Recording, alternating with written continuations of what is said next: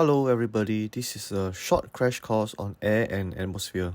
Next, we will look at the air composition and we should take note of nitrogen and oxygen specifically. We will now take a look at some of the key pollutants and we will focus on three key areas: the source, the effect, and the solutions.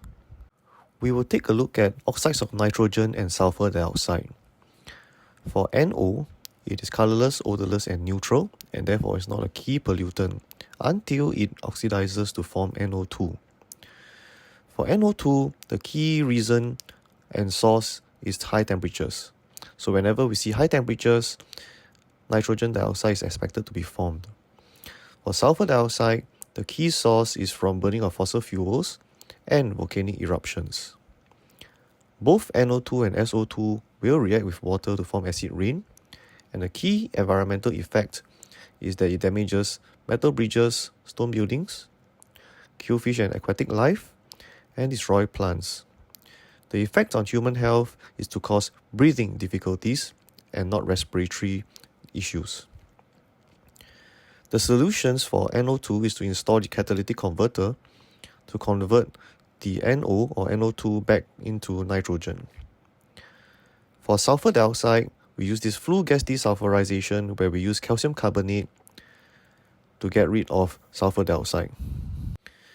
We will now take a look at carbon-containing substances. For CO2, it is from the complete combustion of carbon-containing fuels, and for CO, it is toxic and from the incomplete combustion of carbon-containing fuels. Take note that the combustion is of carbon-containing fuels and not any random fuels. For methane, it is a greenhouse gas from animal farming. The effects of carbon dioxide and methane on the environment is that they cause global warming, and the effect is that it causes melting of polar ice caps, rise of seawater level, and flooding in lowlands.